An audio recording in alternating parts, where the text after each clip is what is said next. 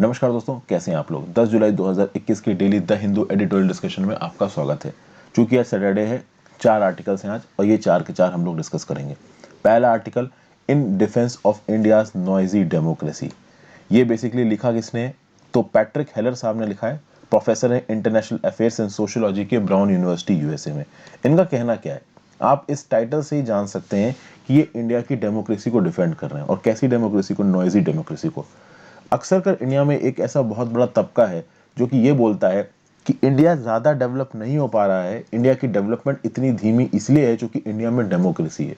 और डेमोक्रेसी में coalition politics जैसी चीज़ें आ जाती हैं, ह्यूमन राइट्स जैसी चीज़ें आ जाती हैं। तो उसमें क्या होता है कि सरकार अगर कोई भी प्रोग्रेसिव स्टेप लेना चाहे, अगर कोई भी डेवलपमेंटल गोल को इम्प्लीमेंट करना चाहे, तो एक ना एक तबका खड़ा रहता है उसको रोकने के लिए। तो ये हमारी प्रोग्रेस को रोक देता है। वहीं पर अगर हम लोग पीपल रिपब्लिक ऑफ चाइना को देखें तो वहां पे अगर सरकार ने चाहा कि ये इंप्लीमेंट कर दो तो फिर वो इंप्लीमेंट हो जाता है, फिर कोई इसको रोक नहीं पाता है। इसीलिए पीपल रिपब्लिक ऑफ चाइना आज की डेट में बहुत आगे है और इंडिया कहीं ना कहीं पीछे रह गया। ये व्यू पॉइंट मैंने भी कभी कभी अपने एडिटोरियल में दिया हुआ है, लेकिन इस व्यू पॉइंट को गलत बता रहे हैं पैट्रिक हेलर साहब।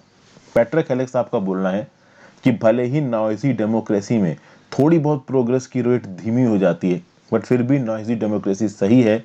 और इस बात की कोई गारंटी नहीं है कि अगर आपके यहाँ पे डिक्टेटरशिप है, अगर यहाँ आपके यहाँ पे वन पार्टी रूल है, अगर आपके यहाँ पे पार्टी डेमोक्रेसी नहीं है तो आप डेवलप कर ही जाओगे। बहुत से ऐसे एग्जाम्पल्स दिए गए।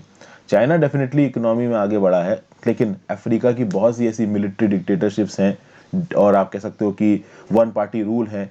एक कोई डिक्टेटर प्रेसिडेंट है जो कि बहुत सालों से रूल कर रहा है और लोगों की हालत वहां पे खराब है। तो कुल मिला के डेमोक्रेसी हमेशा गंदा परफॉर्म करेगी और डिक्टेटरशिप हमेशा अच्छा परफॉर्म करेगी, ये बिल्कुल सही नहीं है। प्लस चाइना की ह्यूमन राइट्स रिकॉर्ड को भी यहाँ पे पॉइंट आउट कर रहे हैं ऑथर। तो इस आर्टिकल को देखेंगे, अच्छा आर्टिकल है। नेक्स्ट बात करेंगे बार ऑन क्रिटिसिज्म।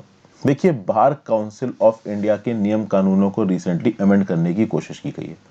और जब बार काउंसिल ऑफ इंडिया के नियम कानूनों को अमेंड किया गया तो उसके खिलाफ बहुत सारे हाई कोर्ट्स में पटिशन चली गई है। और अभी जो हमारे सुप्रीम कोर्ट की कमेटी है, led by chief justice of India NV Ramana, वो इन बार काउंसिल ऑफ इंडिया के जो नियमों में चेंज हुए हैं उन चेंजों को असेस कर रही है कि ये सही है या गलत है, इनको चेंज करना चाहिए, चेंज नहीं करना चाहिए। बार काउंसिल ऑफ इंडिया तब से न्यूज में है जब से कोरोना वायरस का पैंडेमिक फैलना शुरू हुआ है। ठीक है, बार काउंसिल ऑफ इंडिया केंद्र के लेवल पे काम करता है, बहुत सारे स्टेट के भी बार्स होते हैं। ये होते क्या है? ये एक्चुअली में एडवोकेट का एक ग्रुप होता है।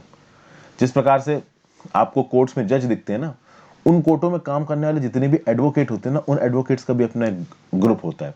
तो overall bar council of India एक बहुत बड़ा ग्रुप है और बार काउंसिल ऑफ इंडिया के ऊपर बहुत तरीके के सवाल उठाए गए हैं। कभी कभी हाई कोर्ट्स के अपने खुद के बार होते हैं। अगर आपने जॉली एलएलबी 2 मूवी देखी हो तो जॉली एलएलबी 2 मूवी में अक्षय कुमार का एडवोकेट का लाइसेंस रद्द कर रहे होते हैं। तो वो जो रद्द करने वाली प्रक्रिया चल रही होती है ना, जिसमें वो मौलाना साहब आके अपना नियम कानून सुनाते हैं, वो एक्चुअली में बार की प्रक्रिया होती है। तो बार एक ऐसा ग्रुप होता है एडवोकेट्स का जो कि एडवोकेट्स के ट्रैक रिकॉर्ड को देखता है, एडवोकेट्स किस प्रकार से कोर्ट में एक्ट कर रहे हैं इस चीज के ऊपर डिसीजन लेता है। ठीक है, तो इसी बार काउंसिल ऑफ इंडिया के ऊपर थोड़ा क्रिटिसिज्म हो रहा है 2020 से। और रिसेंटली जो बार काउंसिल ऑफ इंडिया के नियम कानूनों में चेंजेस किए गए हैं वो गलत है। क्यों गलत है उसको डिटेल में यहाँ पे देखेंगे। फिर भाई, हैती के प्रेसिडेंट का मर्डर हो गया है, इसके रिस्पेक्ट में एक थॉट पॉइंट यहाँ पे दिया हुआ है। मैं आपको पहले बता दूं कि कल विनीत सर ने एक डिटेल्ड वीडियो आपके लिए इस टॉपिक में ऑलरेडी बना दी है, वाई हैती प्रेसिडेंट फॉर किल। आप इस वीडियो को देख लो। इस आर्टिकल को तो मैं डिस्कस करूंगा ही, रीजन बीइंग आज 4 ही आर्टिकल्स हैं तो 4 के 4 डिस्कस करते हैं। अगर कोई और इंपॉर्टेंट होता तो मैं इसको स्किप कर सकता था, बट ठीक है, आज 4 करते हैं। फिर अनडेड सेक्शन, ये टॉपिक मैंने कुछ दिन पहले करंट अफेयर्स में भी बात की थी। सेक्शन 66A को इन्वोक किया जा रहा है। क्यों इन्वोक किया जा रहा है और इसको रोकने का क्या तरीका है, इसके बारे में यहाँ पे बात की है। देखिए, section 66A of the IT act को 2015 में ही सुप्रीम कोर्ट ने अनकॉन्स्टिट्यूशनल बोल दिया था। लेकिन हमारे यहाँ पे लगभग 700 से ज्यादा ऐसे केसेस देखे गए हैं जहां पे 700 से ज्यादा केसेस 11 स्टेट्स की डिस्ट्रिक्ट कोर्ट्स में पेंडिंग है जहां पे सेक्शन 66A को इन्वोक किया गया है। और ये इन्वोक करने का प्रोसेस थोड़ा डेंजरस है। मैंने जब करंट अफेयर्स में पढ़ाया था तो मैंने आपको बताया था कि हो सकता है कि ये सेक्शन पहले से लगाए गए हों, जब अनकॉन्स्टिट्यूशनल हुआ था ये लॉ उसके पहले से हो सकता है नियम कानून लगाए गए हों। लेकिन ऐसा बताया जा रहा है कि 2015 में जब सुप्रीम कोर्ट ने इस नियम कानून को अनकॉन्स्टिट्यूशनल बोल दिया, उसके बाद भी 2016 में, 2017 में, 2018 में केसेस फाइल हुए हैं लोगों के ऊपर इसी सेक्शन 66A के अंदर। तो यहाँ पे एक इंफॉर्मेशन अवेयरनेस की बात की जा रही है कि भैया नीचे के जो थानों में पुलिस ऑफिसर्स काम करते हैं शायद वो इस बात से अवेयर नहीं है कि सुप्रीम कोर्ट ने इसको अनवैलिड बोल दिया है, तो इसके अंदर इल्ज़ाम लगाना बंद करो। तो एक व्यू पॉइंट दिया जा रहा है, इस व्यू पॉइंट को देखेंगे। आगे बढ़ने से पहले अपने चैनल मेंबर्स का स्वागत कर लेते हैं, देखते हैं हमको किसने किसने ज्वाइन किया है। तो अनीशा ठाकुर ने हमको ज्वाइन किया, एच.जे. शर्मा ने हमको ज्वाइन किया। एच.जे. शर्मा का ये सेकंड मंथ है एज अ मेंबर, रीज्वाइन किया इन्होंने। उमेश जोशी ने हमको ज्वाइन किया, सैयद समरीन ने हमको ज्वाइन किया, सैयद हुसैन अब्बास ने हमको ज्वाइन किया, ये इनका सेकंड मंथ है एज अ मेंबर। और दिलीप कुमार ने हमको ज्वाइन किया, दिलीप कुमार का भी सेकंड मंथ है एज अ मेंबर। तो Dilip Kumar, Syed Hussain, Syed Samreen, Umesh Joshi, HJ. Sharma and Anisha Thakur, I welcome you all to my channel. खासकर एच.जे. शर्मा, सैयद हुसैन अब्बास एंड दिलीप कुमार, वो मेंबर्स मेरे जो कि रिकरेंटली मुझे फॉलो करते रहते हैं। I am specially thankful to you. Thank you guys for joining. आपकी सपोर्ट से ही काफ़ी मदद मिलती है। चलिए अब हम लोग अपने इस टॉपिक को शुरू करते हैं बिना टाइम वेस्ट किए। आगे बढ़ने से पहले वीडियो पे लाइक का बटन दोस्तों, अगर अब तक आपने इस चैनल को शेयर और सब्सक्राइब नहीं किया हो कर दीजिए। इस वीडियो को डेफिनेटली लाइक करिए। आप ज्वाइन ना कर पाओ एक बार को चलेगा, लेकिन लाइक ज़रूर करना। रीज़न भी कि यूट्यूब की एल्गोरिदम यही बोलती है, जितने लाइक्स जितना इंगेजमेंट उतना ही ज़्यादा वीडियो का रिकमेंडेशन। उसके साथ साथ इस लेक्चर की पीडीएफ के लिए आप टेलीग्राम ग्रुप ज्वाइन करना मत भूलें। टेलीग्राम ग्रुप का लिंक नीचे डिस्क्रिप्शन बॉक्स में दिया हुआ है। अक्सर कर लोग मुझसे पूछते हैं सर टेलीग्राम का लिंक कहाँ है, तो टेलीग्राम पे आपको मेरे लेक्चर्स की नोटिफिकेशंस मिल जाएंगी, प्लस ये पीडीएफ भी मैं वहाँ पे अपडेट करता हूँ। उसके साथ साथ इंस्टाग्राम पे भी फॉलो करके आप अपने डाउट्स मुझको भेज सकते हैं। सबसे पहले मैं जो आर्टिकल डिस्कस करूंगा वो है murder of a president. Haiti की यहाँ पे बात हो रही है। अब अगर हैती की बात हो रही है तो एक बार काम करते हैं, हैती की लोकेशन देख लेते हैं। यहाँ पे आपको यूएसए नजर आ रहा है, यूएसए के साउथ में है मैक्सिको, इधर है गल्फ ऑफ मैक्सिको, इधर क्यूबा नजर आ रहा है, ठीक है। और क्यूबा के भी और अगर आप साउथ में या फिर कह लीजिए ईस्ट में चले जाओ तो यहाँ पे एक हिस्पियोनिया आइलैंड नजर आ रहा है। इस पे है आपके दो कंट्रीज, एक डोमिनिकन रिपब्लिक और एक है हैती। इधर आपको ये हैती नजर आ रहा है, पोर्ट ओ प्रिंस इसकी राजधानी है। इसी हैती की अगर आप बात करोगे तो इस हैती के साउथ में आता है कैरेबियन सी, और इस हैती के नॉर्थ में आता है सारागासो सी। और सारागासो सी किसका पार्ट है? अटलांटिक ओशन का पार्ट है। ओके, तो ओवरऑल ये जो लोकेशन है वो आपके न्यूज में है। अब मैं आपको बताऊं, एक चीज सबसे पूछनी है, ये जो सदर्न आइलैंड्स दिख रहे हैं ना, ये हिस्पियोना जो आइलैंड है जिसपे हैती और डोमिनिकन रिपब्लिक है, इसके साउथ में आपको कुछ और आइलैंड्स दिख रहे हैं। जैसे कि आपको यहाँ पे सेंट किट्स एंड नेविस दिख रहा है, एंटीगा बारबुगा दिख रहा है, डोमिनिका दिख रहा है, सेंट लूसिया दिख रहा है, बारबाडोस दिख रहा है। इनमें से कोई एक आइलैंड अभी बहुत ज्यादा न्यूज में रहा है, इंडिया के कंटेक्स्ट में बहुत ज्यादा न्यूज में रहा है। तो वो इंडिया के कंटेक्स्ट में बहुत ज्यादा न्यूज में क्यों रहा है, ये मुझे नीचे कमेंट बॉक्स में बताइए। मैंने बहुत बार आपके साथ करंट अफेयर्स में बात की है।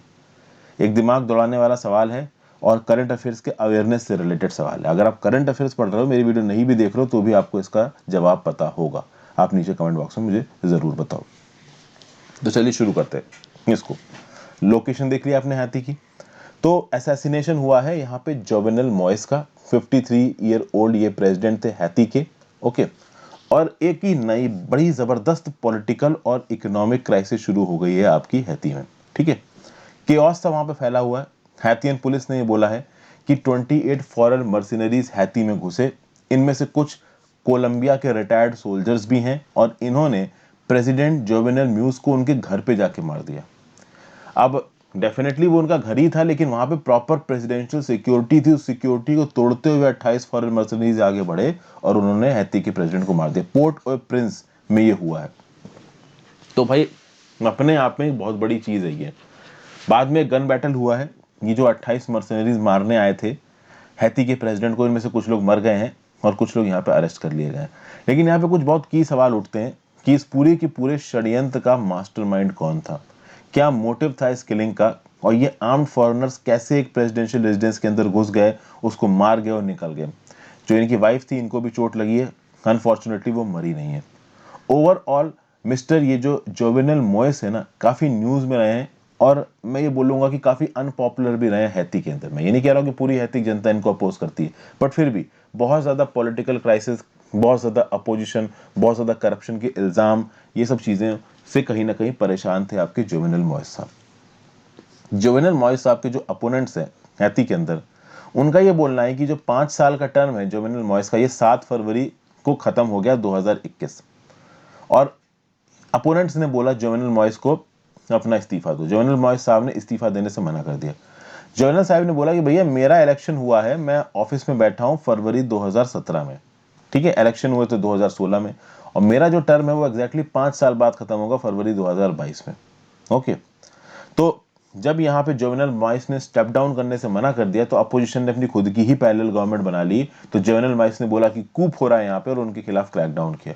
मतलब मैं आपको ये बताने की कोशिश कर रहा हूँ कि जोवेनल मॉइस जी के अगेंस्ट काफी अपोजिशन था हैती के अंदर। आप ये नहीं कह सकते कि he was a very popular leader claiming majority, there was a lot of opposition, ठीक है। जब 2017 में जोवेनल मॉइस साहब पावर में आए तो इन्होंने प्रॉमिस किया था कि हैती के इंस्टीट्यूशंस को स्ट्रांग करेंगे, उसकी इकोनॉमी को बेटर करेंगे, करप्शन से लड़ेंगे, गवर्नेंस को स्टेबलाइज करेंगे। लेकिन इनके खुद के ऊपर बहुत सीरियस करप्शन के एलिगेशंस लगे हैं और 2019 में तो पार्लियामेंट्री इलेक्शंस भी नहीं हो पाए यहाँ पे। ओके, ये प्रेसिडेंट है, पार्लियामेंट्री इलेक्शंस अलग से होते हैं, तो पार्लियामेंट्री इलेक्शंस भी 2019 में नहीं हो पाए और इनके अंदर इकोनॉमी भी नीचे जा रही है और कोविड-19 तो कुछ हद तक हर चीज के लिए रिस्पॉन्सिबल है ही।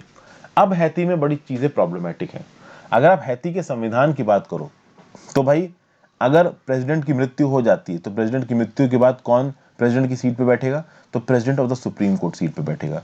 बट चूंकि president of the supreme court की भी यहाँ पे डेथ हो चुकी है कोविड-19 की वजह से पिछले महीने, तो ये एक अलग प्रॉब्लम है कि हैती के प्रेसिडेंट की जगह पे बैठने के लिए chief of the supreme court है नहीं, उनकी भी मौत हो गई है। फिर आप देखो तो पार्लियामेंट है क्या हैती में? नहीं है। 2019 में इलेक्शंस होने थे बट वो इलेक्शंस पोस्टपोन हो गए तो पार्लियामेंट भी नहीं है हैती में। तो अभी के लिए प्राइम मिनिस्टर क्लॉड जोसेफ कुर्सी पर बैठे। बट एक और प्रॉब्लम है, जोवेनल मॉइस के मरने से 2 दिन पहले ही उन्होंने प्राइम मिनिस्टर क्लॉड जोसेफ को वो कर दिया था, फायर कर दिया था। अब एक और प्रॉब्लम है, प्राइम मिनिस्टर क्लॉड जोसेफ को फायर कर दिया था किसने? हैती के प्रेसिडेंट जोवेनल मॉइस ने। अब हैती के प्रेसिडेंट को तो मार दिया गया है। अच्छा, जब क्लॉडे जोसेफ को फायर किया था तो उसकी जगह पे अपॉइंट किया था, नॉमिनेट किया था एरियल हेनरी को, जो कि एक न्यूरो सर्जन है। अब प्रॉब्लम यहाँ पे ये है कि भले ही प्राइम मिनिस्टर क्लॉडे जोसेफ ने चार्ज ले लिया है और वो एडमिनिस्ट्रेशन को कंसोलिडेट करने की कोशिश कर रहे हैं, लेकिन at the same point of time mister aerial Henry बोल रहे हैं क्लॉडे जोसेफ को कि कुर्सी से नीचे उतरो, तुम कैसे कुर्सी पे बैठे हो? जोवेनल मॉइस मुझे बोल के गया था कुर्सी पे बैठने को। तो एक नई प्रकार की पॉलिटिकल क्राइसिस यहाँ शुरू हो रही है, क्योंकि जोवेनल मॉइस ने प्राइम मिनिस्टर क्लॉडे जोसेफ को हटा दिया और उसकी जगह बैठा दिया एरी हेनरी को। अब जब जोवेनल मॉइस मरे तो क्लॉडे जोसेफ चीजें देख रहा है, एरियल हेनरी बोल रहा है कुर्सी से नीचे उतरो, तुम तो प्राइम मिनिस्टर हो नहीं, तुमको हटा चुका है वो। तो एक नई प्रकार की पॉलिटिकल क्राइसिस हैती में इस समय पे खड़ी हुई है। जिस प्रकार के हालात हैं हैती में, this is not the time for power struggle. यहाँ पे हैती के पॉलिटिशियंस को और मिलिट्री को मिल के प्रॉपर तरीके से ये ट्रुथ को अनकवर करने की जरूरत है कि एक्चुअली में यहाँ पे क्या हुआ था, एक्चुअली में यहाँ पे हैती के प्रेसिडेंट का असैसिनेशन कैसे हुआ है। कंट्री को स्टेबलाइज करने की जरूरत है, इकोनॉमी को स्टेबलाइज करने की जरूरत है और ये इंश्योर करने की जरूरत है कि एक लेजिटिमेट एडमिनिस्ट्रेशन यहाँ पे हो क्या है। बट यहाँ पे पावर मॉन्गरिंग के गेम्स चलते नजर आ रहे हैं और सबसे इमीडिएट प्रायोरिटी ये है कि to reach at the bottom of the assassination, ये पता करिए कि एक्चुअली में असैसिनेशन हुआ क्यों है। और अगर फॉरेन नेशनल्स यहाँ पे इन्वॉल्व है तो मोस्ट प्रॉब्ली हैती को इंटरनेशनल हेल्प की भी जरूरत लगेगी। तो ये सब बातें यहाँ पे बताई जा रही हैं। हैती की जो one of the biggest problem है वो ये है कि वहां पे फ्री और फेयर और क्रेडिबल इलेक्शंस को सही समय पे करा पाना ही अपने आप में मुश्किल पावर है। पार्लियामेंट के इलेक्शंस नहीं करा पाए। मिस्टर जोवेनल मॉइस खुद में अपने आप में एक पॉपुलर लीडर नहीं थे। तो यहाँ पे हेनरी साहब को और दूसरे लीडर्स को साथ में आना चाहिए और सही समय पे पार्लियामेंट के इलेक्शंस और प्रेसिडेंट के इलेक्शंस ये कराने चाहिए ताकि एक स्टेबल गवर्नमेंट को बनाया जा सके और ये स्टेबल गवर्नमेंट राज करे। एक बड़ा सिंपल सा व्यू पॉइंट दे दिया यहाँ पे ऑथर ने, लेकिन जोवेनल मॉइस पहले की पार्लियामेंट इतने सालों में जब वो अपने इंटरनल इश्यूज नहीं शांत कर पा रहे हैं तो इतने क्योस के बाद अपने इंटरनल इशू शांत कर पाएंगे, अपने आप में बड़ी बात है। ये एक्चुअली में एक बड़ा ही जबरदस्त केस है जहां पे मान लीजिए केक है और उस केक को खाने वाले 50 लोग इस केक को नोच रहे हैं, ठीक है ना, और इस बात पे डिसाइड नहीं कर पा रहे हैं कि कैसे चाकू से उस केक को 50 बराबर हिस्सों में बांट दो ताकि सब लोग थोड़ा थोड़ा खा लें। सब लोग कुत्ते बिल्लियों की तरह दौड़ के उस केक को नोचना चाह रहे हैं। वो केक है इस समय पे हैती की पॉलिटिक्स, ठीक है। तो ये हो रहा है आपका हैती के अंदर। तो ये बोल देना कि भाई लेजिबल तरीके से एडमिनिस्ट्रेशन हो जाए और सब लोग अच्छे तरीके से फ्री एंड फेयर इलेक्शन करें, ये बोलना जितना आसान है करना उतना ही मुश्किल है। नेक्स्ट आर्टिकल चलते हैं, undead section. The invalid section 66A is often invoked out of ignorance but serves as a tool of harassment. क्या बोला जा रहा है यहाँ पे, देखिए सुप्रीम कोर्ट को पिछले आप कह सकते हैं 2 साल में 2 बार ये बताया गया है कि भाई section 66A of the IT act का अभी भी इस्तेमाल हो रहा है। 2015 में सुप्रीम कोर्ट ने section 66A of the IT act को अनकॉन्स्टिट्यूशनल बोल दिया था। उसके बाद भी कई ट्रायल कोर्ट्स में इंडिया में सेक्शन 66A को इन्वोक किया जा रहा है। तो यहां पे सुप्रीम कोर्ट ने क्या बोला कि this is basically a shocking state of affairs. Shocking state of affairs तो हो गई, जिस नियम कानून को सुप्रीम कोर्ट अनकॉन्स्टिट्यूशनल बोल चुका है, अगर वो नियम कानून इंप्लीमेंट होता ही जाएगा तो शॉकिंग स्टेट ऑफ अफेयर्स तो बोला ही जाएगा। सुप्रीम कोर्ट की नजर में ये बात लेके कौन आया, तो लेके आया people's union for civil liberty नाम का एक ऑर्गेनाइजेशन। तो पीओसीएल ने सुप्रीम कोर्ट को बताया है कि भाई ये जो सेक्शन 66A है जिसको आपने अनकॉन्स्टिट्यूशनल बोला है, ये तो भाई आज भी इंप्लीमेंट किया जा रहा है। मतलब कि क्या बोला जा रहा था, सेक्शन 66A में था क्या, it made messages deemed by the police to be offensive or menacing to anyone or those that caused annoyance a criminal offense if these were sent to a computer or computer resources। तो मान लीजिए किसी एक message को computer या computer resources के through भेजा गया सोशल मीडिया पे या किसी और ऑनलाइन प्लेटफॉर्म पे, और इन मैसेजेस में कुछ ऑफेंसिव मैसेजेस था जो कि दूसरे के लिए मीनेसिंग था, दूसरे के लिए डरावना था, दूसरे के लिए खतरनाक था, तो पुलिस सेक्शन 66A के अंदर उस पर्टिकुलर पर्सन के ऊपर इल्जाम लगा सकती है। 3 साल तक की जेल की सजा उसको सुनाई जा सकती है। कोर्ट ने यानी सुप्रीम कोर्ट ने इस पर्टिकुलर सेक्शन 66A को 2015 में नल एंड वॉइड बोल दिया था, अनकॉन्स्टिट्यूशनल बोल दिया था। किसमें, श्रेया सिंघल केस में। Shreya Singhal case 2015 supreme court ने बोला this provision section 66A is वेग and it violets the freedom of free speech. ठीक है भाई, तो फ्री स्पीच को तो यहां पे बचा लिया सुप्रीम कोर्ट ने, लेकिन सिर्फ सेक्शन को इनवैलिडेट करने से सेक्शन का गलत इस्तेमाल बंद नहीं होता। क्या ग्राउंड लेवल पे सेक्शन को इस्तेमाल किया जा रहा है, तो ऐसा सुनने में आ रहा है कि किया जा रहा है। जनवरी 2019 में भी सुप्रीम कोर्ट के पास एक ऐसी पिटीशन पहुंची थी जहां पे यह बताया गया था कि अभी भी पुलिस वाले सेक्शन 66A के आधार पर केसेस को रजिस्टर कर रहे हैं। अब देखिए प्रॉब्लम यह है कि जो पुलिस वाले ग्राउंड लेवल पे काम कर रहे हैं, इस चीज के बहुत चांसेस हैं कि वो उतने अवेयर नहीं होंगे और हो सकता है कि वो अभी भी सेक्शन 66A के अंदर इल्जाम लगा रहे हो। ऐसा होता है ना कि जब भी किसी एक पर्टिकुलर पर्सन को किसी इल्जाम में पकड़ा जाता है तो पुलिस वाले सबसे पहले उसके ऊपर चार्जेस लगाते हैं इंडियन पीनल कोड के कि भाई you are responsible under this section, under this section. अभी ऐसे केस में अगर पुलिस वाले सिविल सर्विसेज की तैयारी नहीं कर रहे हैं तो उनको ये नहीं पता होगा कि भाई श्रेया सिंघल केस में सुप्रीम कोर्ट इस पर्टिकुलर जजमेंट को इनवैलिडेट कर चुका है। लेकिन अगर पुलिस वालों को नहीं पता है तो जो वहां की लोकल जुडिशरी मैकेनिज्म है, जो वहां के लॉयर्स हैं, जो वहां के डिस्ट्रिक्ट जज के अंदर बैठे हुए जो बीच के मिडिल मैन है, उनको तो मालूम है ना, वो तो लगातार पुलिस वालों के टच में रहते हैं ना। तो क्या पुलिस हेडक्वार्टर से या जो भी प्रोसिक्यूटर्स हैं या भी जो लोकल लेवल के एडवोकेट हैं, उन्होंने कभी बताया ही नहीं पुलिस थानों में पुलिस वालों को, एसएचओ को, कि भाई ये वाला जो पर्टिकुलर जजमेंट है, ये वाला जो पर्टिकुलर सेक्शन है, इसको अनकॉन्स्टिट्यूशनल बोल दिया गया है। तो मतलब ग्राउंड लेवल पे अगर पुलिस वालों को पता नहीं है तो या तो पुलिस हेडक्वार्टर से प्रॉपर, चूंकि होता ही है ना, देखिए पुलिस की डिपार्टमेंट की मशीनरी में आपको बताता हूँ, जो भी नियम कानून के बेसिस पे लोगों के ऊपर इल्जाम लगाया जाता है, जब भी कोई नियम कानून नल एंड वॉइड बोला जाता है सुप्रीम कोर्ट के द्वारा, तो वो नियम कानून की कॉपी सर्कुलेट की जाती है पूरे पुलिस डिपार्टमेंट में, और पुलिस डिपार्टमेंट के जो हेडक्वार्टर्स हैं वो उन्हीं नियम कानून की कॉपी ग्राउंड लेवल पे पुलिस स्टेशन के पास भी भेजती हैं। तो ये नहीं हो सकता कि एक पुलिस स्टेशन में कॉपी ना पहुंची उस थाने में कि सेक्शन 66 इनवैलिडेट हो गया है, हो सकता है ध्यान ना दिया हो किसी ने। This is very much a possibility. और 2015 के बाद ऐसा बोला गया 745 केसेस अभी भी पेंडिंग है 11 स्टेट्स में। ओके, तो this is actually a problem, और इस प्रॉब्लम की वजह ये हो सकती है कि पुलिस ऑफिसर्स अवेयर नहीं है। इस प्रॉब्लम की एक और वजह हो सकती है, हो सकता है डिलिबरेटली यहाँ पे पुलिस वाले इस सेक्शन को गलत तरीके से इस्तेमाल कर रहे हो, डिलिबरेटली ग्राउंड लेवल पे लोगों को परेशान करने के लिए इस सेक्शन 66A को इन्वोक किया जा रहा हो। आप सोचिए, मान लीजिए आपको किसी को परेशान करना है और आप पुलिस वाले हो, तो आप क्या करोगे, सेक्शन 66A के अंदर आप किसी के ऊपर इल्जाम लगा दोगे। ठीक है, अब उसके ऊपर लीगल प्रोसीडिंग शुरू हो गई।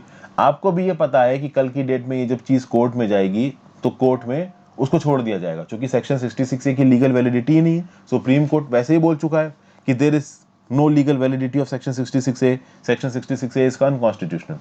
लेकिन अगर आपने सेक्शन 66A के अंदर इल्जाम लगाया है तो जब तक आपको कोर्ट बाइज्जत बरी नहीं कर देता तब तक तो परेशान रहोगे ना, तब तक तो कोर्ट भागते रहोगे ना, पुलिस स्टेशन भागते रहोगे ना। तो परेशान करने के लिए कोई ना कोई पुलिस वाला आपके ऊपर ये इल्जाम लगा सकता है। हालांकि पुलिस वाले भी डरते हैं, मैं आपको ये बात बता दूं, क्योंकि जब कोर्ट में ये केस पहुंचेगा तो कोर्ट का जो जज है ना वो सबसे पहले पुलिस को फटकारेगा कि तुमने कैसे सेक्शन 66 के अंदर इल्जाम लगा दिया, ये तो अनकॉन्स्टिट्यूशनल है। तो यहाँ पे पुलिस वालों को भी गालियां पड़ती हैं। तो जो अवेयर पुलिस वाले हैं वो कभी भी सेक्शन 66A के अंदर कोई इल्जाम नहीं लगाएंगे। हाँ, अनअवेयर पुलिस वाले लगा सकते हैं, या फिर जो हाईली करप्ट है, जो कि किसी को परेशान करना चाहते हैं, वो लगा सकते हैं। और रही बात अवेयरनेस की, तो अवेयरनेस बहुत से नियम कानूनों में नहीं है।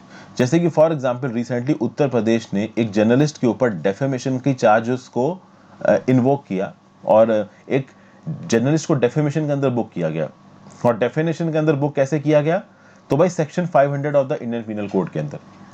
और ऐसा नियम कानून बोलता है कि भाई अगर आपको डेफेमेशन में किसी पर्टिकुलर इंडिविजुअल को बुक करना है तो that has to be a private complaint. Defamation कैसे होगा कि एक पर्टिकुलर इंडिविजुअल ने दूसरे पर्टिकुलर इंडिविजुअल के ऊपर इल्जाम लगाया, तो जिस इंडिविजुअल के ऊपर इल्जाम लगाए अगर वो चाहे तो केवल डेफेमेशन के चार्जेस लगा सकता है। तो यहाँ पे एफआईआर रजिस्टर नहीं होती, ये प्राइवेट कंप्लेंट्स होती हैं। सेक्शन 500 ऑफ द आईपीसी के अंदर इसको नहीं किया जा सकता है, लेकिन अभी उत्तर प्रदेश पुलिस ने सेक्शन 500 ऑफ द आईपीसी के अंदर डेफेमेशन चार्जेस लगाए हैं। तो कुल मिला के कहना क्या चाह रहा है? कुल मिला के कहना ये चाह रहे हैं कि अभी भी जो पुलिस वाले ग्राउंड लेवल पे काम कर रहे हैं उनमें कई बार अवेयरनेस की कमी देखी गई है, अलग अलग नियम कानूनों को लेके। तो चूंकि ये अवेयरनेस की कमी है, इस अवेयरनेस की कमी को कैसे सॉल्व किया जा सकता है? तो अलग अलग जो कोर्ट्स हैं, अलग अलग जो पुलिस हेडक्वार्टर्स हैं, वो सही समय पे प्रॉपर चैनल के थ्रू जो स्टेशन हाउस ऑफिसर्स हैं और जो मजिस्ट्रेट्स काम करते हैं उनको प्रॉपर ऑफिशियल करस्पॉन्डेंस दें कि भाई ये नियम कानून को इस प्रकार से इंप्लीमेंट करना है, ये नियम कानून नल एंड वॉइड हो गया, इसको इंप्लीमेंट नहीं करना है। ठीक है, तो यही लिखा हुआ है, देखिए, police chiefs and the directorates of prosecution must proactively begin a process of conveying to the lower courts and investigators all important judgments and their effects on the practices relating to investigation, prosecution and framing of charges from time to time। केवल police वालों को ही नहीं, नीचे के level पे जो courts काम कर रही हैं उनको भी ये बताना जरूरी है कि भैया हायर जुडिशरी ने कौन सी चीज को अनकॉन्स्टिट्यूशनल बोल दिया, कौन से लॉ के अंदर इल्जाम लगाया जा सकता है, कौन से लॉ के अंदर इल्जाम नहीं लगाया जा सकता। ये बात यहाँ पे बताई गई है। नेक्स्ट आर्टिकल पे चलते हैं। In defense of India's noisy democracy, in the current moment, it is important to be clear why comparisons with China are not only specious but also dangerous। देखिए, स्पेशियस का मतलब होता है मिसलीडिंग। ओके, गलत तरफ आपको लेके जा रहा है, आपको लग रहा है कि आप सही जा रहे हो बट आप गलत जा रहे हो। तो अगर आप इंडिया की डेमोक्रेसी को चाइना की अथॉरिटेरिज्म और डिक्टेटरशिप के साथ कंपेयर करोगे तो ये कंपैरिजन गलत है। इसको मैं आपको एक कहानी की तरह बताऊंगा, सिर्फ कहानी की तरह सुनिए, आपको चीजें समझ में आ जाएंगी। पिछले 100 सालों में चाइना की जो डेवलपमेंटल स्ट्रेटजी जबरदस्त रही है, हम सबको पता है, हम सब तारीफ करते हैं।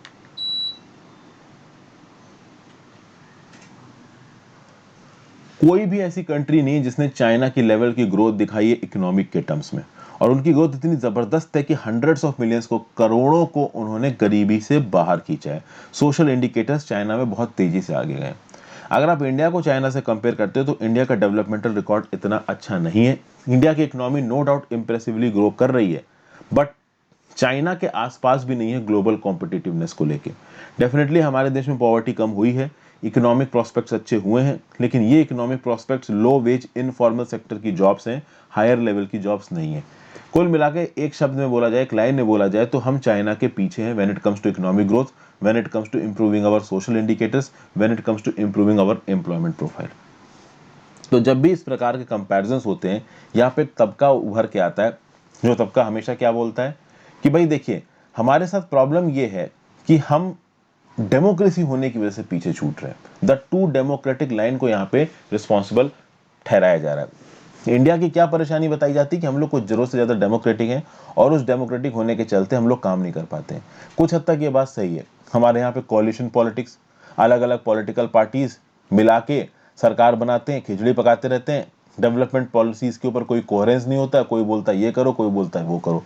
रमेश सिंह इकोनॉमिक्स अभी आपको पढ़ा रहा हूं मैं, वहां पे मैंने आपको बताया है कि सरकार बोल रही कि नहीं भाई इकोनॉमिक रिफॉर्म जरूरी है, अपोजिशन बोल रहा है इकोनॉमिक रिफॉर्म जरूरी नहीं है। तो 2004 में जब कांग्रेस की सरकार आई, इकोनॉमिक रिफॉर्म्स की स्पीड धीमी हो गई।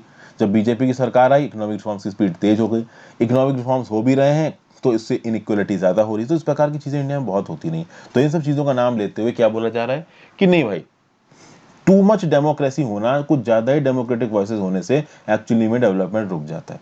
ये एक व्यू पॉइंट हो गया। लेकिन प्रॉब्लम ये है कि इस लाइन ऑफ थिंकिंग में एक प्रॉब्लम है। ये लाइन ऑफ थिंकिंग लेनिनिज्म को डिनोट करती है। ये लाइन ऑफ थिंकिंग आप कह सकते हो आज की डेट में, जैसे कि ये डोनाल्ड ट्रंप की जो आइडियोलॉजी हो गई, यहाँ पे इलेक्टेड ऑटोक्रेट्स का नाम लिया। अब देखिए ये बहुत ज्यादा आप कह सकते हैं कि एक्सट्रीम स्टेटमेंट यहाँ पे दिया है ऑथर ने। हिंदू में कुछ ऐसे रेवोल्यूशनरी ऑथर आ जाते हैं जो जरूरत से ज्यादा बकवास करने लगते हैं। जैसे कि फॉर एग्जांपल डोनाल्ड ट्रंप को यहाँ पे इलेक्टेड ऑटोक्रेट बोला है, ब्राजील की जेर बोल्सोनारो को इलेक्टेड ऑटोक्रेट बोला है, नरेंद्र मोदी जी को इलेक्टेड ऑटोक्रेट बोला है। भाई अगर कोई पर्टिकुलर पर्सन इलेक्टेड है ना तो वो इलेक्टेड है, वो ऑटोक्रेट नहीं है। ऑटोक्रेट वो उस दिन होगा जिस दिन वो इलेक्शन में हार जाए और उसके बाद भी वो ताकत में बैठा रहे। तो इंडिया में क्या है ना कि डेमोक्रेसी तो लोग कोई कुछ भी बोलते रहते हैं, लेकिन आप अपना सिविल सर्वेंट वाला दिमाग चालू रखो। जब तक कोई लीडर इलेक्ट होके आ रहा है आप उसको ऑटोक्रेट नहीं बोल सकते, वो डेमोक्रेसी है। अगर आपको इतनी ही प्रॉब्लम है उस लीडर के इलेक्ट होने से तो आप उसको वोट मत दो और उसको हरा दो। जब तक आप उसको वोट दे के हरा रहे हो तब तक he is a constitutional elected leader, चाहे वो डोनाल्ड ट्रंप हो, चाहे नरेंद्र मोदी हो, चाहे जेयर बोल्सोनारो हो। तो यहाँ पे ऑथर का ये बोलना है कि जो इलेक्टेड ऑटोक्रेट्स हैं ये भाई काम गड़बड़ कर रहे हैं। कैसे काम गड़बड़ कर रहे हैं? क्योंकि चाइना की डेवलपमेंट लाइन के साथ इंडिया जैसी कंट्रीज को कंपेयर कर रहे हैं। अब एक डेमोक्रेसी को चाइना के साथ कंपेयर नहीं किया जा सकता। आप देखते हैं क्या बोला जा रहा है। डेफिनेटली अगर आप चाइना का एग्जाम्पल देखो तो चाइना की जो स्टेट बिल्डिंग है, चाइना की जो गवर्नमेंट लेड ग्रोथ है वो नो डाउट एक्सेप्शनल है, बहुत अच्छी है, वेल ऑर्गेनाइज्ड है, डिसिप्लिन्ड है। भले ही वहाँ पे ब्रूटल फॉर्म ऑफ ऑथोरिटेरियनिज्म है, लेकिन उनकी इकोनॉमी बढ़ी है, उन्होंने लोगों की जेब में पैसा डाला है। लेकिन क्या यहाँ हर जगह हुआ है? अब कुछ अच्छे पॉइंट्स दिए यहाँ पे ऑथर ने। ऑथर बोल रहा है कि ये हर जगह नहीं हुआ है। माना कि चाइना में ऑथोरिटेरियनिज्म है, डिक्टेटरशिप है और वहां पे डेवलपमेंट अच्छे तरीके से हुआ है, बट ऐसा हर जगह नहीं हुआ। अगर आप अफ्रीका में चले जाइए, वेस्ट एशिया में चले जाइए, तो बहुत सी ऐसी ऑथोरिटेरियन कंट्रीज हैं जिन्होंने लोगों की ताकत को छीना है और वो कंट्रीज इकोनॉमिक लेगार्ड्स हैं। आप माली जैसी कंट्रीज की बात कर लीजिए, आप कॉटे डिवोर जैसी कंट्रीज की बात कर लीजिए। इस प्रकार की जो कंट्रीज यहाँ अक्सर कर मिलिट्री कूप्स हुआ करते हैं और इंसर्जेंसी बहुत ज़्यादा है, डिक्टेटरशिप है और उसके चलते डेवलपमेंट ना के बराबर है, इकोनॉमी बिल्कुल नीचे जा रही है, ह्यूमन राइट्स ना के बराबर है। और ये लैटिन अमेरिका में भी हुआ है। लैटिन अमेरिका की जो मिलिट्री डिक्टेटरशिप थी 1960s की, 1970s की, उनका इकोनॉमिक रिकॉर्ड भी खराब है, उनका सोशल रिकॉर्ड भी खराब है। और जब यही इन्हीं लैटिन अमेरिकन कंट्रीज में डेमोक्रेसी आई, पिंक वेव आई, तो वो वहां पे जो सरकार आई उस सरकार ने प्रॉस्पेरिटी भी की, सोशल प्रोग्रेस भी की। कुल मिला के ताइवान और साउथ कोरिया जैसी कंट्रीज में भी हुआ है। पहले वहां पे मिलिट्री लीडरशिप थी, बाद में वहां पे रिस्पॉन्सिबल डेमोक्रेसी गवर्नमेंट आई और लोगों का डेवलपमेंट हुआ। अब ये पॉइंट ऑथर का सही है। ऑथर का ये बात बिल्कुल बोलना सही है कि भले ही चाइना एक अथॉरिटेरियन कंट्री है, डिक्टेटर कंट्री है, बट चाइना के यहाँ पे डेवलपमेंट हुआ है, उन्होंने एक वेल प्लान डेवलपमेंट किया है। बट जहां जहां पे भी अथॉरिटेरियनिज्म है, जहां जहां पे भी डिक्टेटरशिप है, हर जगह पे प्रॉपर तरीके से डेवलपमेंट हुआ हो, हर जगह पे वहां की डिक्टेटरशिप ने लोगों की इकोनॉमी और सोशल प्रोग्रेस के बारे में सोचा हो, ये जरूरी नहीं है। तो ये बोल देना इंडिया के अंदर कि भाई हम लोग डेमोक्रेसी है इसलिए हम लोग पीछे जा रहे हैं, ये बोलना बिल्कुल सही नहीं है। अगर हम डेमोक्रेसी नहीं होते तो इस बात की कोई गारंटी नहीं थी कि under a very strong rule और under a very strong dictatorship हम लोग डेवलप कर ही रहे होते। ये बात यहाँ पे पता है। फिर कुछ स्टेट के भी एग्जाम्पल्स यहाँ पे दे रहे हैं ऑथर। ऑथर यहाँ पे बोल रहे हैं कि भाई देखिए, केरला और तमिलनाडु ये दो ऐसे स्टेट्स हैं जहाँ पे अलग अलग पार्टीज के बीच में बहुत सारा कंपटीशन है। ये पॉलिटिकल पार्टीज आपस में compete करती हैं लोगों का सपोर्ट पाने के लिए, चुने जाने के लिए। और इस डेमोक्रेसी के दम पे ही केरला और तमिलनाडु में लोगों के लिए सरकारों ने बहुत काम किया है, चाहे वो सोशल इश्यूज हो, चाहे वो एजुकेशन का मुद्दा हो, चाहे वो हेल्थ का मुद्दा हो। तो कुल मिला के केरला और तमिलनाडु के स्टेट्स का एग्जाम्पल देखे ऑथर बोल रहा है कि हेल्थ और एजुकेशन के रिस्पेक्ट में डेमोक्रेसी के अंदर केरला तमिलनाडु में बहुत कुछ किया गया। वहीं पर अगर आप गुजरात की बात करो तो गुजरात में बहुत लंबे समय से बीजेपी की सरकार है, लेकिन गुजरात में इकोनॉमिक डेवलपमेंट हो रहा है, but at the same point of social exclusion हो रहा है और एजुकेशनल और हेल्थ में ज्यादा कुछ गुजरात नहीं कर पा रहा है। तो गुजरात के ऊपर ये इल्जाम लगाया जा रहा है। तो बेसिकली यहाँ पे केरला तमिलनाडु में क्या बता रहे हैं, वहां पे पार्टी पॉलिटिक्स है। एक साल अगर एक पॉलिटिकल पार्टी जीतेगी तो दूसरे साल दूसरी पॉलिटिकल पार्टी जीतेगी। लगातार एक पॉलिटिकल पार्टी का जीत पाना काफी मुश्किल है, केरला तमिलनाडु दोनों में। लेकिन गुजरात में चूंकि लगातार बीजेपी जीत रही है तो एजुकेशन की फील्ड में कुछ हो ही नहीं रहा है, पॉवर्टी रिडक्शन में कुछ हो ही नहीं रहा है, ऐसा ऑथर यहाँ पे बोल रहा है। तो इन ऑथर का ये बोलना है कि जो अथॉरिटेरियन फैंटेसी है ना आज की डेट में, ये अथॉरिटेरियन फैंटेसी आपकी मदद नहीं करेगी। डेमोक्रेटिक डिसीजन मेकिंग बहुत ज़्यादा ज़रूरी है। इंडिया की ये नॉइजी डेमोक्रेसी है ना, ये नॉइजी डेमोक्रेसी बहुत ज़रूरी है। इस नॉइजी डेमोक्रेसी के बेसिस पे जो अपोजिशन है वो रूलिंग पार्टी को कंट्रोल में रख सकती है, रूलिंग पार्टी को अकाउंटेबल रख सकती है। देखिए ये बात ऑथर की बिल्कुल सही है। कुछ बातें अगर ऑथर ने गलत और जरूरत से ज़्यादा बोली हैं, तो कुछ बातें ऑथर ने यहाँ पे बहुत अच्छी भी बोली हैं। पहली बात जो ऑथर की बहुत अच्छी ये है कि भाई अगर आप अथॉरिटेरिज्म ले आते हो तो डेवलपमेंट होगा ही होगा, इसकी कोई गारंटी नहीं है। इसके यहाँ पे ऑथर ने एग्जाम्पल्स दिए हैं अफ्रीका और वेस्ट लैटिन कंट्रीज के। फिर at the same point of time democracy जब ट्रू फॉर्म में होती है तो अलग अलग पॉलिटिकल पार्टीज में कंपटीशन होता है लोगों के लिए काम करने का। ये हमने केरला तमिलनाडु में देखा है, तो ये एक बड़ा अच्छा पॉइंट है। फिर at the same point of time जो रूलिंग गवर्नमेंट है वो एक लिमिट से ज़्यादा डिक्टेटोरियल टेंडेंसीज ना दिखाने लगे, इसके लिए एक एक्टिव अपोजिशन का होना बहुत ज़्यादा ज़रूरी है। ये भी बहुत इंपॉर्टेंट है, नहीं तो जो रूलिंग पार्टी है वो डिक्टेटोरियल ट्रेट्स ले लेगी और अपोजिशन ज़्यादा कुछ कर नहीं पाएगा। फिर यहाँ पे बहुत सारे एग्जाम्पल्स दिए गए, जैसे आरटीआई एक्ट हो गया, नरेगा हो गया, राइट टू फूड हो गया, और ये जो दूसरे प्रोग्राम चलाए गए हैं ये कहीं ना कहीं डेमोक्रेसी में जो आवाज़ें उठती हैं ना सरकार के अगेंस्ट, उसके चलते वेलफेयर मेजर्स के अंदर चलाए गए हैं। अगर ये डिक्टेटोरियल सरकार होती तो शायद इस प्रकार के मेजर्स कभी शुरू ही नहीं होते। और रही बात चाइना की, तो नो डाउट चाइना ने ग्रोथ की है, लेकिन चाइना में कुछ ऐसी चीज़ें भी हुई हैं जो कि उनकी इकोनॉमिक ग्रोथ से रिलेटेड नहीं है, वो वहाँ की पॉलिटिकल पार्टी के अत्याचार के चलते हुई हैं, और उनको आप कभी जस्टिफाई नहीं कर सकते। तो अगर आप चाइना की बात करोगे तो वहाँ पे कल्चरल रेवोल्यूशन आया, जिसके चलते अपने नेबर्स को उन्होंने दोस्त दुश्मन बना लिया। 35 मिलियन लोगों की जान चली गई वहाँ पे फेमिन में, जो कि माओ जेडोंग ने गलत डिसीजन लिया था। उइगुर मुस्लिम्स को और तिब्बतन माइनॉरिटीज को मारा जाता है, पूरी की पूरी जनरेशन उड़ा दी गई है। तो डेवलपमेंट करने के लिए ये सब चीजें करने की जरूरत नहीं थी, but communist party of China ने ये सब क्यों किया? क्योंकि वो अपनी ताकत के ऊपर पकड़ बना के रखना चाहते थे। तो आप लाख इकोनॉमिक डेवलपमेंट कर लो, लेकिन इस हद का आप अत्याचार करोगे तो ऐसे अत्याचार को आप कभी भी जस्टिफाई नहीं कर सकते। तो अगर हमारे देश के लोग ये बोल रहे हैं कि चाइना की इकोनॉमिक प्रोग्रेस बहुत अच्छी है और अथॉरिटेरियनिज्म अच्छा है और डेमोक्रेसी अच्छी नहीं है, तो उनको ये याद होना चाहिए कि चाइना की कम्युनिस्ट पार्टी ने कितने लोगों के अगेंस्ट कितना अत्याचार किया है, और इकोनॉमिक डेवलपमेंट के लिए वो अत्याचार करने की जरूरत नहीं थी। वो अत्याचार सिर्फ इसलिए किया गया है कि कम्युनिस्ट पार्टी ऑफ चाइना की डोमिनेंट पोजीशन बनी रहे, और इस बात को कभी भी मॉरली जस्टिफाई नहीं किया जा सकता, एथिकली जस्टिफाई नहीं किया जा सकता। ये पॉइंट भी आतर का बहुत अच्छा है। तो ये था ये आर्टिकल। आई होप आपको आर्टिकल का जो एसेंस है वो एसेंस आपको मिल गया। और अब अपने फाइनल आर्टिकल चलते हैं, the bar on criticism that muzzles the advocate. देखिए बार काउंसिल ऑफ इंडिया के नए नियम आए हैं, और ये बार काउंसिल ऑफ इंडिया के नए नियम क्या बोलते हैं? सबसे पहले तो ये समझते हैं कि ये बार काउंसिल ऑफ इंडिया है क्या। तो बार काउंसिल ऑफ इंडिया एक स्टैट्यूटरी बॉडी है जिसको स्टैब्लिश किया गया है under section 4 of advocates act 1961। क्या करता है? ये लीगल प्रैक्टिस को रेगुलेट करता है इंडिया में, लीगल एजुकेशन को रेगुलेट करता है इंडिया में। ओके। और इस बार काउंसिल में जो मेंबर्स हैं, प्रोमिनेंट मेंबर्स हैं, लॉयर्स हैं देश के, वो इन्वॉल्व होते हैं। और सिर्फ बार काउंसिल केंद्र के लेवल पे नहीं, सुप्रीम कोर्ट के अंदर तो काम करती है बार काउंसिल।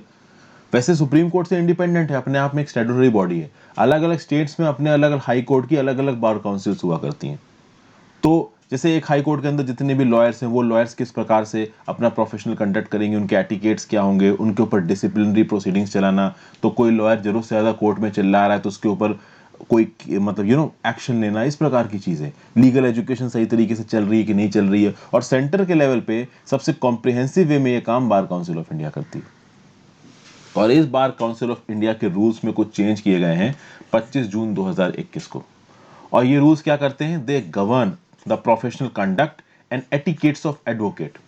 और professional conduct and etiquettes of advocate को गवर्न करने वाले नियम कानूनों में कुछ मेजर इश्यूज बताए गए हैं। इन इश्यूज क्या हैं इनको देखते हैं। तो नए नियम कानूनों के चलते क्या बोला जा रहा है कि एडवोकेट्स को लायबल माना जाएगा for disciplinary proceedings for making disparaging statements about a court, जज, बार काउंसिल ऑफ इंडिया और एनी ऑफ इट्स मेंबर। तो अगर कोई भी एडवोकेट देश में एक कोर्ट के बारे में, किसी जज के बारे में, किसी बार काउंसिल ऑफ इंडिया के मेंबर के बारे में, या फिर स्टेट बार काउंसिल के मेंबर्स के बारे में कुछ भी उल्टा सीधा बोलता है, तो ऐसे केसेस में उन एडवोकेट्स के खिलाफ एक्शन लिया जा सकता है। उन एडवोकेट्स को सस्पेंड किया जा सकता है, डिसबार किया जा सकता है, उनके लाइसेंस को रद्द किया जा सकता है। ठीक है।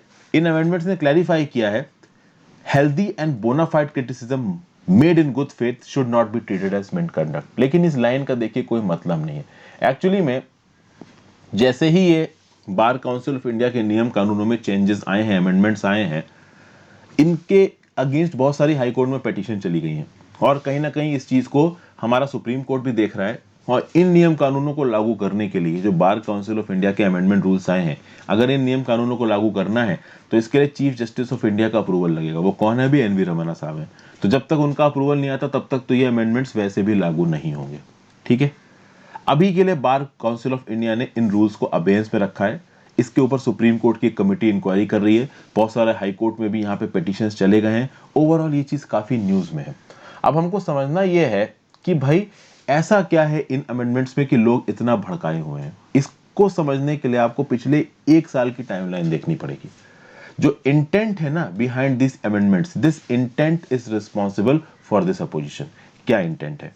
25 मई 2020 को 22 सीनियर एडवोकेट्स ने एक ओपन लेटर लिखा सुप्रीम कोर्ट ऑफ इंडिया को और सुप्रीम कोर्ट ऑफ इंडिया से दरखास्त की कि भाई जो माइग्रेंट क्राइसिस चल रही है, आपको लास्ट ईयर याद होगा कि भाई कुछ घंटों के नोटिस पे लॉकडाउन लगा दिया गया था और उस लॉकडाउन के चलते जो माइग्रेंट्स थे बड़े बड़े शहरों में, मुंबई दिल्ली में, उनके पास कोई जगह नहीं बची जाने को, तो वो पैदल चल के अपने घर जाने लगे। तो माइग्रेंट क्राइसिस बहुत बड़ी हो गई थी, लोग रास्ते में मर रहे थे। इसीलिए यहाँ पे 22 एडवोकेट्स ने लेटर लिखा सुप्रीम कोर्ट को और सुप्रीम कोर्ट से बोला कि आप स्यू मोटो इंटरफेयर करिए और आप इस क्राइसिस को देखिए। ओके, फिर एक रिटायर्ड जज थे उस समय पे सुप्रीम कोर्ट के, उन्होंने भी एक आर्टिकल लिखा और उसमें 28 मई को बोला कि भाई सुप्रीम कोर्ट कुछ एक्शन ही नहीं ले रहा, ये तो बिल्कुल गलत है ना, सुप्रीम कोर्ट को यहाँ पे इंटरवीन करना चाहिए। और शुरुआत में सुप्रीम कोर्ट ने देखिए इंटरवीन नहीं किया। सुप्रीम कोर्ट ने बोला कि ये एग्जीक्यूटिव का प्रेरोगेटिव है, हमारा इंटरफेयर करना सही नहीं है। अब इन सब चीजों को देखते हुए जब सुप्रीम कोर्ट का रिटायर्ड जज यहाँ पे स्टेटमेंट दे रहा है, 22 सीनियर एडवोकेट्स यहाँ पे एक लेटर लिख रहे हैं चीफ जस्टिस ऑफ इंडिया को, तो ऐसे केसेस में यहाँ पे कौन एंट्री मारता है? बार काउंसिल ऑफ इंडिया एंट्री मारता है। बार काउंसिल ऑफ इंडिया एक प्रेस रिलीज करता है 30 मई को और क्या बोलता है कि sustained and synchronized attack on supreme court by disgruntled members of the bar and some unhappy and disappointed former जज। तो ये जो फॉर्मर जज ऑफ द सुप्रीम कोर्ट था, जिसने कि बेसिकली इस आर्टिकल में सुप्रीम कोर्ट के ऊपर इल्जाम लगाया कि भाई तुम लोग कुछ कर ही नहीं रहे हो माइग्रेंट क्राइसिस में, और ये जो 22 एडवोकेट्स हैं जिन्होंने ओपन लेटर लिखा सुप्रीम कोर्ट को कि भाई कुछ तो करो माइग्रेंट क्राइसिस में, तो इस एक्टिविटी को बार काउंसिल ऑफ इंडिया क्या बोल रहा है? Attack on judiciary. मतलब ये 22 एडवोकेट्स अगर सुप्रीम कोर्ट को दरखास्त कर रहे हैं एक लेटर के थ्रू कि माइग्रेंट क्राइसिस में कुछ करिए, कोई पुराना सुप्रीम कोर्ट का जज दरखास्त कर रहा है, आर्टिकल में लिख रहा है कि माइग्रेंट क्राइसिस में कुछ कहिए, तो सुप्रीम कोर्ट के ऊपर ये अटैक हो गया। ऐसा कौन बोल रहा है? बार काउंसिल ऑफ इंडिया बोल रहा है। और भाषा देखिए, disgruntled members of the bar and some unhappy and disappointed former जजेस। तो मतलब पुराने जजेस डिसअपॉइंटेड हैं, अनहैप्पी हैं, ये मेंबर्स डिसग्रंटल्ड हैं, इसलिए सुप्रीम कोर्ट के ऊपर अटैक कर रहे हैं। अगर वो माइग्रेंट क्राइसिस में इंटरवीन करने को बोल रहे हैं सुप्रीम कोर्ट को, तो that is an attack according to bar council of India. फिर इसके बाद एक और इवेंट हुआ। एक लीगल न्यूज पोर्टल है लाइव नाउ नाम का, और काफी फेमस पोर्टल है ये, आपके सामने अक्सर कर इसके गूगल सर्च रिजल्ट्स भी आ जाएंगे अगर आप किसी कॉन्स्टिट्यूशनल केस के रिस्पेक्ट में कुछ सर्च मारते हो गूगल में। अक्सर कर मैं लाइव लॉ पे आर्टिकल से आपके लिए कुछ पॉइंट्स निकालता हूँ एडिटोरियल के। तो लाइव लॉ में एक आर्टिकल छपा और इस लाइव लॉ के आर्टिकल में बार काउंसिल ऑफ इंडिया के चेयरमैन मनन कुमार मिश्रा को क्रिटिसाइज किया गया। कौन से बेसिस पर क्रिटिसाइज किया गया?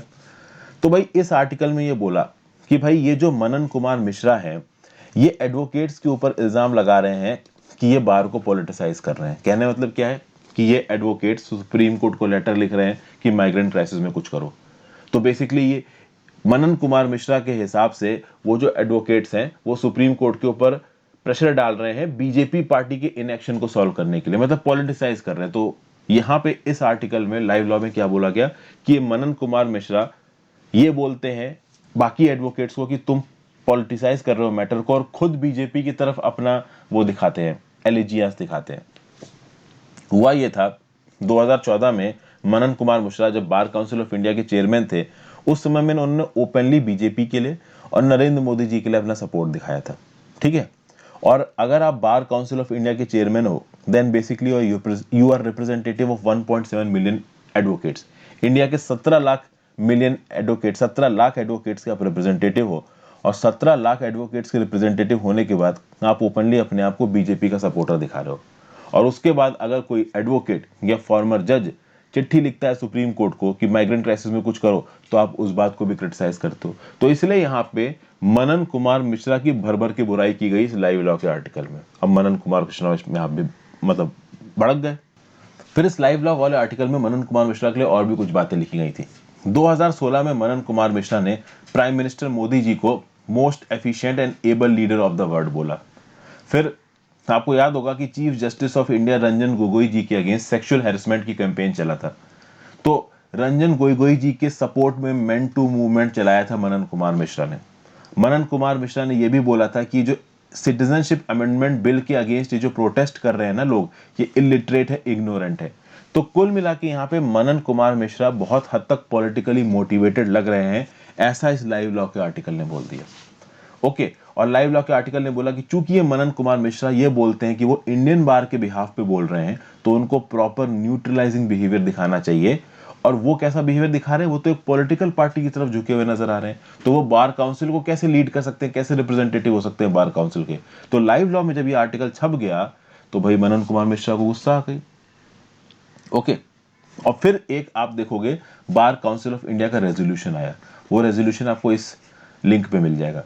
इस particular bar council of India के रेजोल्यूशन ने इस लाइव लॉ के आर्टिकल के ऑथर को कंडेम्ड किया, और क्या बोला उसको, स्कैंडल मॉन्गरिंग एंड विलिफिकेशन, और ये बोला कि मैं इस ऑथर के अगेंस्ट एक्शन लूंगा। फिर इस रेजोल्यूशन ने क्या बोला, laudable acts done and being done by the bar council of India chairman for promotion of a strong vibrant and independent bar and judiciary. तो चूंकि इस लाइव लॉ वाले आर्टिकल में मनन कुमार मिश्रा को भर भर के क्रिटिसाइज किया गया था, तो यहाँ पे जो रेजोल्यूशन आया बार काउंसिल ऑफ इंडिया का, इसमें बिना किसी प्रॉपर फैक्ट के, बिना किसी प्रॉपर स्पेसिफिक के मनन कुमार मिश्रा की बहुत तारीफ की गई कि कैसे मनन कुमार मिश्रा ने हमारे देश में एक स्ट्रांग वाइब्रेंट और इंडिपेंडेंट बार को प्रमोट किया, जुडिशरी को प्रमोट किया। तो this was basically something like bar council of India versus opposition. इस अपोजिशन में पहले के सुप्रीम कोर्ट के जज भी हैं, 22 एडवोकेट्स थे जिन्होंने लेटर लिख दिया था सुप्रीम कोर्ट को, और साथ साथ लाइव लॉ के आर्टिकल का ये ऑथर भी था। ओके, तो अब आप देखोगे कि जब ये सब चीजें पिछले साल हुई, तो 3 जून 2020 को जब देश में इतना कोरोना वायरस फैल रहा था, जस्टिस नहीं हो पा रहा था, सारी कोर्ट्स बंद पड़ी थी, तब बार काउंसिल ऑफ इंडिया ने एक मीटिंग बुलाई, और इस मीटिंग में डिसाइड किया गया कि भाई बार काउंसिल ऑफ इंडिया के नियम कानूनों को चेंज किया जाएगा, और इन नियम कानूनों को चेंज करके ये लिखा जाएगा कि जो भी advocates bar council of India के साथ रजिस्टर्ड हैं, उनके लिए professional code of conduct decide होगा। और तब ये इल्जाम लगाया गया कि इस प्रोफेशनल कोड ऑफ कंडक्ट में इन एडवोकेट्स को कुछ भी बोलने नहीं दिया जाएगा। ये जो लेटेस्ट अमेंडमेंट्स निकल के आए हैं ना, ये वही नए नियम कानून हैं। तो इन नियम कानूनों को, नए नियम कानूनों को इसीलिए क्रिटिसाइज किया जा रहा है कि भाई अगर ये नए नियम कानून आ जाते हैं तो कल की डेट में सुप्रीम कोर्ट के खिलाफ कुछ बोलना हो, या बार काउंसिल ऑफ इंडिया के किसी मेंबर या चेयरमैन के खिलाफ कुछ बोलना हो, तो कोई एडवोकेट बोल ही नहीं पाएगा, और अगर कोई एडवोकेट बोलेगा तो उस एडवोकेट को बर्खास्त कर देंगे बार काउंसिल ऑफ इंडिया वाले, उसका लाइसेंस कैंसिल कर देंगे। तो ये तो गलत है, ठीक है। फिर यहाँ पे सुप्रीम कोर्ट को भी थोड़ा क्रिटिसाइज कर रहा होता, ये बोल रहा है कि पिछले साल जब जुडिशरी ठीक तरीके से काम नहीं कर पा रही थी, इतना ज्यादा कोरोना वायरस फैला हुआ था, तब भी कंटेम्प्ट ऑफ कोर्ट के चार्जेस चल रहे थे प्रशांत भूषण के अगेंस्ट। तो आज की डेट में सुप्रीम कोर्ट के पास एक मौका आ गया है कि जो गलत अमेंडमेंट्स लेके आए गए हैं बार काउंसिल ऑफ इंडिया के नियम कानूनों में, इन अमेंडमेंट्स को आप रिव्यू करके कैंसिल करो, रद्द करो। These amendments are assault on free speech, और इनको आप रिजेक्ट करके फ्री स्पीच को बचा सकते हो। ऐसी यहाँ पे राय दे रहे हैं ऑथर किसको, हमारे एनवी रमन्ना साहब को, और सुप्रीम कोर्ट की उस कमेटी को जो कि अभी के लिए इन रूल्स को रिव्यू कर रही है। कौन से रूल्स को, जो कि भाई बार काउंसिल ऑफ इंडिया के रूल्स को अमेंड कर रहे हैं। तो ये जो नए बार काउंसिल ऑफ इंडिया के रूल्स अमेंड किए जा रहे हैं, जिसके लिए प्रॉपर कोड ऑफ कंडक्ट बनाया जा रहा है उन एडवोकेट्स के लिए जो कि बार काउंसिल ऑफ इंडिया के साथ रजिस्टर्ड है। तो यहाँ पे सुप्रीम कोर्ट के पास जब रिव्यू हो रहे हैं नियम कानून, साफ साफ ऑथर यहाँ पे बोल रहा है कि इस प्रकार के नियम कानूनों को मत आने दीजिए। इस प्रकार के नियम कानून आएंगे तो हमारी कंट्री के फ्री स्पीच को दबाया जाएगा, सेडिशन और क्रिमिनल कंटेम्प्ट जैसी चीजें और आगे बढ़ेंगी। ये basic constitutional guarantees of free speech और फ्रीडम ऑफ प्रोफेशन के अगेंस्ट हैं, अगर इस प्रकार से बार काउंसिल ऑफ इंडिया एडवोकेट्स के अगेंस्ट नियम कानून लगाता जाएगा तो ये पूरा का पूरा मुद्दा है। आई होप आपको ये मुद्दा ठीक तरीके से समझ में आ गया हो। आरती राघवन जी ने इस आर्टिकल को लिखा है, एडवोकेट हैं, बॉम्बे हाई कोर्ट में ये प्रैक्टिस करती हैं। आई होप पूरा मुद्दा आपको समझ में आ गया। अगर कुछ भी ऐसा है जो आपको नहीं समझ में आया है, आप मुझे डेफिनेटली नीचे कमेंट बॉक्स में बताइए। मैं उसके बेसिस पे अपने वीडियोस में समय समय पे इंप्रूवमेंट करने की कोशिश करता रहूँगा। Thank you for watching this video friends. ज़्यादा से ज़्यादा लोगों के साथ इस वीडियो को शेयर करिएगा, ज़्यादा से ज़्यादा लोगों के साथ इस लेक्चर को शेयर करिएगा और लाइक और कमेंट किए बिना मत जाइएगा। Have a great day friends, good bye.